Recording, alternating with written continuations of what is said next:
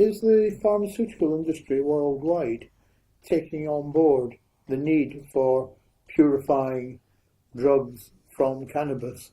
Well, yes and no. Cannabidiol cannot be patented, so they are not spending money on cannabidiol, which is unfortunate. But on the other hand, I'll go a little bit into science. There are two receptors, CB1 and CB2.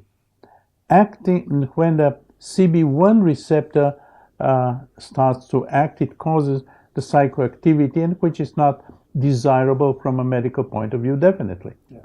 The activation of CB2 does not do that. Activation of CB2 causes only, I would say, positive effects. It's more or less parallel to the immune system. And so companies, to the best of my knowledge, are developing compounds that act only on the CB2 receptor, which is seems to be compounds that act on the CB2 receptor alone, very, very promising, especially in inflammations, various kinds of inflammations. So I think that we shall have new CB2 cannabinoid drugs on the market shortly. I know that Roche, major pharmaceutical company, is developing compounds of that sort. There have been other trials with working on the enzymes and so on. So the companies are trying. I believe that we shall have cannabinoid drugs on the market within several years. You mentioned Roche have done some trials, but are there any other companies around the world that are doing work on producing possibly commercially available drugs from cannabis? Well, I know that some companies are developing new drugs. Yeah. A company with which we were associated worked on a compound of ours that has osteoporotic effect. I mean, it works against the osteoporosis. That's thinning bones. Yes. What happened was that was a completely different research that we tried. Right. It was not associated with cannabinoids. By the time we ended, it was part of the cannabinoid system. Right. What happened was, it has been published, seems to be well known, that women in the Mediterranean area have less osteoporosis than women in the north, in Norway, let's say. And the reason for that was thought to be olive oil. Oh, right. Okay, if it's olive oil, then we looked at the main constituent of olive oil, of oleic acid, and it was not active. Then we thought maybe it's a derivative of oleic acid. Right. And so we thought, what are the possible derivatives? We synthesized a few compounds, and my colleague Itai Bar, the late Itai Bar, tested it, and he found that one of the compounds was extremely potent in mice against osteoporosis. And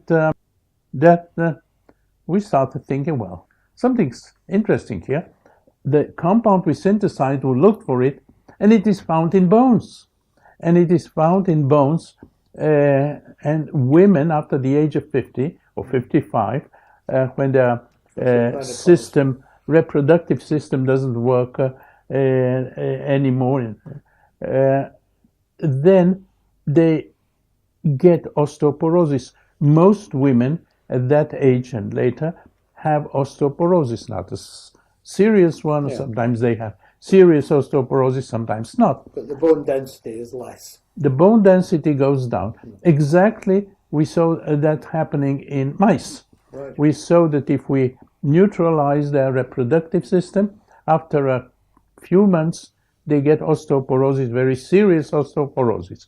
So at that point, we started giving them the compound that is present in the bones. We synthesize it, of course, yeah.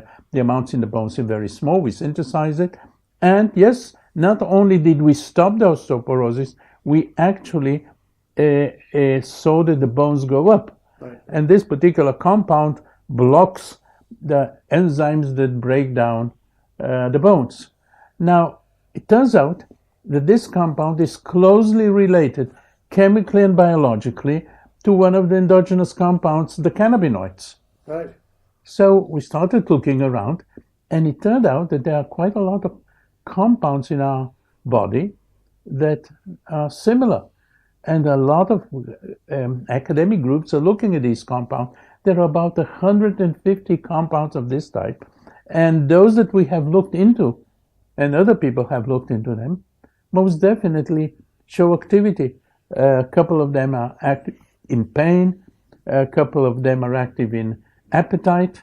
Appetite is endocannabinoid system is extremely important in I appetite. think it's been used in terminal cancer patients, hasn't it? Tell you about cancer patients, that's a sad story. Anyway, it's in appetite.